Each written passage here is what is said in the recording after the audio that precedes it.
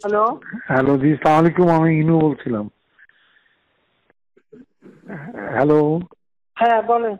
জি। না, আমি তো পরিস্থিতি অনুযায়ী একটু উদ্বেগের ভিতরে ছিলাম। তো আমি মনে করি যে সিদ্ধান্তটা খুব সঠিক হয়েছে আর কি।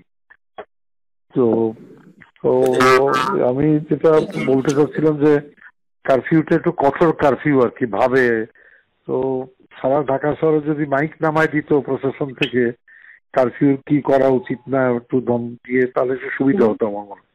আমি হোম মিনিস্টারকে বলছি এখনই জি। সব জায়গায় মাইকিং করার জন্য। যে আমাদের 3 নম্বরে তো আক্রমণের প্রায় 4 জন আহত। আর জেলায় জেলায় ডিসি অফিস, ওগুলো সব তারপরে পেয়েছি আমি, DC office, SP office, Awami লীগের বাড়ি, আওয়ামী লীগ অফিস, এগুলো প্রত্যেকটা লিস্টে আমি পেয়েছি, কিন্তু আমি জি। আর এখন ঢাকায় আসবে। আচ্ছা, তো এখন আমার কথা হচ্ছে যে মানে কারফিউটা মানে এমন হবে যে ঘর থেকে বেরোলেই অ্যারেস্ট করবে, গুলি হবে না, এটা আপনার আমার ভিতরে গুলি নাই, কিন্তু সেনাবাহিনীর ভাবটা এমন হবে কঠোর, মানে কঠোর একেবারে। আজকে আমি সত্যি কথা বলতে কি বলি আপনাকে, জি, আমি আমাদের একটা কমিটি আছে তো, কমিটি মিটিং করছিলাম, করার আগেই আমি দিচ্ছি আমরা মানে সেনাবাহিনী প্রধানের সাথে বসছিলাম। ওটা দেখছি, বললাম যে একটু সিচুয়েশন একটু ভালো হচ্ছে, তাহলে আস্তে আস্তে আর্মি যেসব জেলা শান্ত আছে ওখান থেকে উঠে ফেলো, আর এখানে আস্তে আস্তে গ্র্যাজুয়ালি তুলে ফেলো। হ্যাঁ, এই ডিসিশনটা দিয়ে দিচ্ছি। আচ্ছা, মানুষ একটু থাকুক। ও মা, আচ্ছা, ওইখানে বসা অবস্থায় শুনলাম যে শুরু হয়ে গেছে। ও তো টার্গেটেড উপজেলা লেভেলেরও ইউনো অফিস ভাঙচুর করছে, মানে হ্যাঁ, তারপরে পরিমাণ শুনলাম, তখন আমি বললাম যে ঠিক আছে, তারপরে তোমার বলো কি করবা। যাও করছে যে মানে এখন যে কাজটা আগায় দিচ্ছে, আর কি পয়েন্ট গুলি যেগুলি ওদের কতগুলি জায়গা ওরা সিলেক্ট করছে যেখানে হামলা করবে, সেগুলি কেপিআই যেগুলো ওগুলি মানে তার প্রোটেকশন দেবে। আর সেনা টহলটা বিজিবি আর র্যাব পুলিশের হচ্ছে টহল দেবে, আর সেনাবাহিনী আবার সেনাবাহিনী পট করে যেখান থেকে প্রয়োজন হবে তোমরা টহল দেওয়া।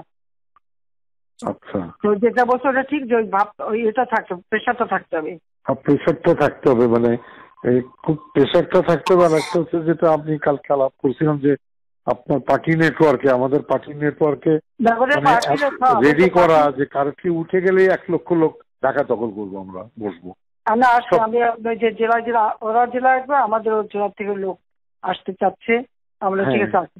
হ্যাঁ, এটা আমার দরকার, আমি মনে করি এটা কারেক্ট। আমি কালকে বলছিলাম মাননীয় প্রধানমন্ত্রী যে শহীদ মিনার, শাহবাগ চত্বর, বিশ্ববিদ্যালয়ের পাশে, প্রেস ক্লাবের সামনে,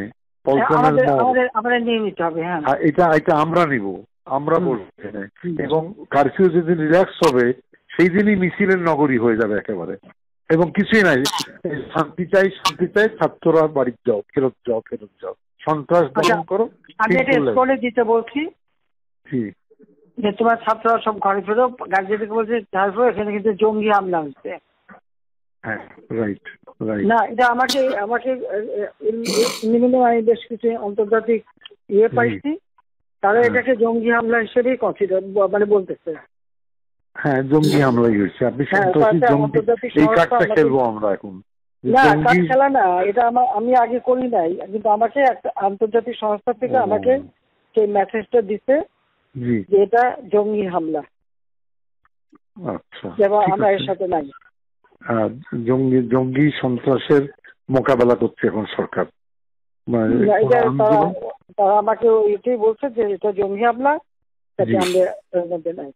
আমি তারপর চিঠিটা পেলে জানাবো, এটা দিয়ে দেবো পেপারে। আচ্ছা, এটা একটা ব্যাপার। একটা হচ্ছে যে 2টা ভাগ, একটা হচ্ছে ছাত্রদের কোটা আন্দোলনকারী, একটা হচ্ছে উৎখাতকারী। উৎখাতকারীরা জঙ্গি সন্ত্রাসী হামলায় চলে গিয়েছে। কোটা সংস্কারকারীর ব্যাপারে আমার সরকারের যা যা আছে সমবেদনা আছে। উৎখাতকারীকে রাজনৈতিকভাবে আমি মোকাবেলা করব। কোন ছাত্র যদি উৎখাতকারীর সঙ্গে জড়িত হয় সেই দায়িত্ব আমি দিব না। আমি তো বলবো, আমি তো শত্রু, আপনারা বললে তখন মনে করবে যে অন্যান্য অ্যাঙ্গেল থেকে বলা। আমি তো অবশ্যই বলবো, আমি তো এটাই আপনি দেখতেছেন না কমিউনিস্ট পার্টি, হ্যাঁ তারা এখন সেই সাথে। তো আমি দেখি ওদের সঙ্গে কথা বলার চেষ্টা করি সবার সঙ্গে। ওই যে কি জানি না ওনার নাম, সাইফুল হক নাকি? সাইফুল জোনায়েদ সাকি, সাইফুল হক। হ্যাঁ আচ্ছা, আমি জোনায়েদ সাকি সাইফুল হককে ক্লিয়ার করি। তোমরা কোথায় নিচ্ছ দেশটাকে? ওর মধ্যে এদের সমর্থন দিচ্ছ। এখন দেখো, এখন তো পুরো জঙ্গি হামলা হচ্ছে। আরেকটা পয়েন্ট কি খেয়াল করছেন আপনি, যে আনু মোহাম্মদরা শিক্ষকরা যারা সমর্থন দিছে, তারা একটা অন্তর্বর্তী সরকারের একটা রূপরেখা ফ্লোট করার চেষ্টা করছে, যেখানে বলতে চাচ্ছে যে অন্তর্বর্তী সরকার শিক্ষার্থীদের নিয়ে হ্যান্ডটেন নিয়ে হবে, তারা একটা ছায়া সরকার করবে এবং সংবিধান বাতিল করার জন্য একটা সংবিধান সভা করতে হবে, মানে সংবিধানই বাতিল করে দিবে। হ্যাঁ, সংবিধান বাতিল আসল থলে। আমি মেনন ভাইকে একটু আগে বলছি যে মেনন ভাই, যে এটা খুবই অ্যালার্মিং কথা, যেখানে বঙ্গবন্ধুর মূর্তি এবং মুরাল ভেঙে ফেলতেছে। তার মানে আমার পয়েন্টটা নিতে হবে যে এদের অ্যাটাকটা হচ্ছে রাষ্ট্রের বিরুদ্ধে, মুক্তিযুদ্ধের বেসিক অর্জনের উপরে। সুতরাং তারা তো খালি সরকার বদল চাচ্ছে না, মানে কোটা আন্দোলন করে কোটা চায়নি, তারা সরকার উৎখাত করতে চাইছে। আর এক দফার আন্দোলনের মানে তারা হচ্ছে সরকারের মানে রাষ্ট্রের বেসিক সংবিধান উড়াই দিতে চাচ্ছে তারা। তার মানে এই জায়গাটায় পলিটিক্সটা অ্যাটাক করতে হবে, আমাকে দাঁড় করাইতে হবে। ওই যে 75 এর পরে করছিল ইসলামিক রাষ্ট্র, সেটা এক্স্যাক্টলি। তো এখন আপনি কি অ্যাড্রেস করবেন এটা ছোটখাটো অল্প 5-10 মিনিটের না, আরো একদিন পরে? আজকে দিনটা যাক, দেখি আজকে দিনটা যাক। তাহলে আমি পয়েন্টগুলোর সাথে আপনাকে আমি আমার বিবেচনা যেগুলো আছে দিবনি আপনাকে। আর আমি বলি যে কারফিউটা বডি ল্যাঙ্গুয়েজে খুব কঠোর হবে, যে ঘর থেকে বাড়ালেই অ্যারেস্ট, গুলি না, মানে অ্যারেস্ট করে প্রেসে আসবে, মানে টেলিভিশনে যে শান্তিনিকেতন থেকে 30 জন অ্যারেস্ট হয়েছে, জেলে পাঠানো হয়েছে।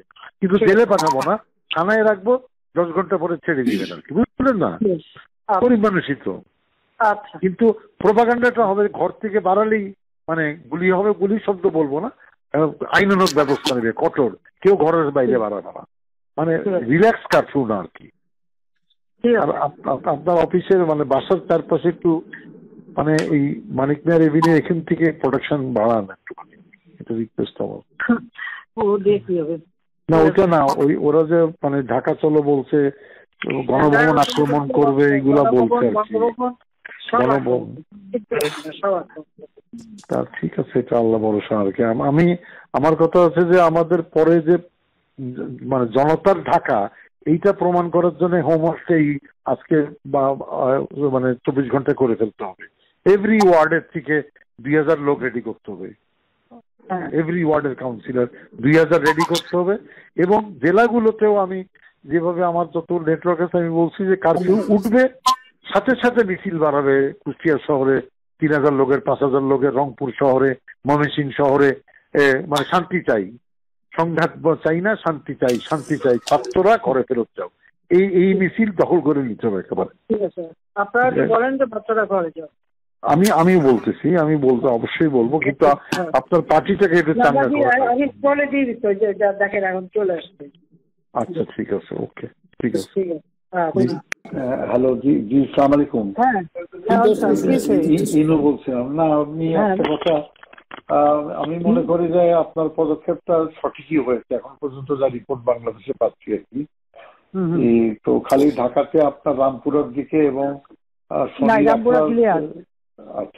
শনি রাখা একটু ঝামেলা কিছু মোল্লারাই 41টা খালি মোল্লা না, ওখানে অনেক মাদ্রাসা আছে, ওই ব্যবস্থা নেওয়া হচ্ছে, মাইকিং করতে হচ্ছে। নারায়ণগঞ্জে যুক্ত দিচ্ছে না আর্মিকে, আমরা 36 সেনা নামাচ্ছি। ও আচ্ছা, আমি বলছি ক্যাজুয়ালিটির দরকার নাই, ওরা ব্যারিকেড দিয়ে আসছে তো, ঠিক আছে, আকাশ থেকে নামবে, তখন 2 পাশে ধরবে। আচ্ছা, মেসেজটা দিয়ে দিতে পারেন। আচ্ছা, যে 36 সেনা পাঠানো হচ্ছে, হ্যাঁ, হেলিকপ্টার দিয়ে সোজা বম্বিং করা হবে। আচ্ছা, হ্যাঁ, হেলিকপ্টার যাচ্ছে উপর দিয়ে মারবে। আচ্ছা, উপর থেকে সাউন্ড বম যাবে আর কি। ঠিক আছে, যেটা গেল। আমি একটা পয়েন্ট আপনার একটু নজরে আনার জন্য রিকোয়েস্ট করতেছি যে কারফিউ ধরেন 2-5 দিন যা চললো, কিন্তু কারফিউর পরে যাতে আর মিছিল না নামতে পারে সেই জন্য একটা হোমওয়ার্ক করা দরকার। যেরকম আমি উত্তরা, বাড্ডা, গুলশান, যাত্রাবাড়িতে যারা মিছিল লিড করছে সেগুলো চিহ্নিত আর কি, ছাত্রদল, বিএনপির ছেলেরা শিবিরে। তো সেই ছেলেগুলো মানে ধরেন রিজভিকে অ্যারেস্ট করা বা নূরকে অ্যারেস্ট করা ইম্পর্টেন্ট না, ইম্পর্টেন্ট হচ্ছে ওইখানে গ্রাউন্ডে যে মিছিলটা লিড করেছে। আমি আমার কুষ্টিয়া জেলাতে এসপি সেভাবে অলরেডি তালিকা করে ফেলছে, ওখানে কোনো সংঘর্ষ হয়নি।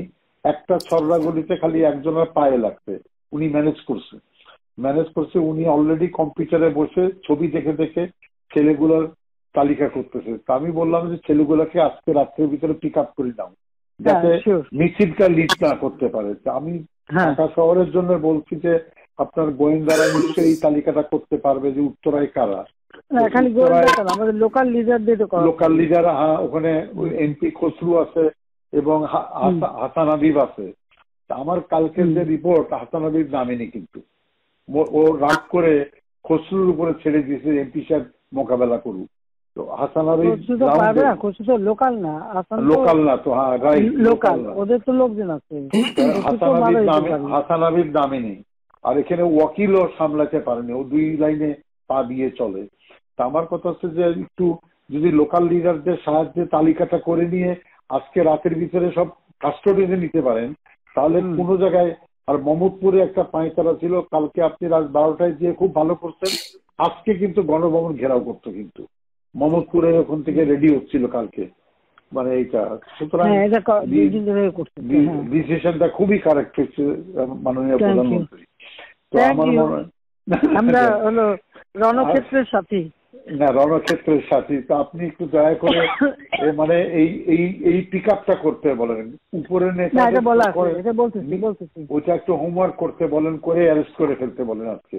মানে সদিয়ে অ্যারেস্ট করে ফেললে আর মিছিল করার লোকটা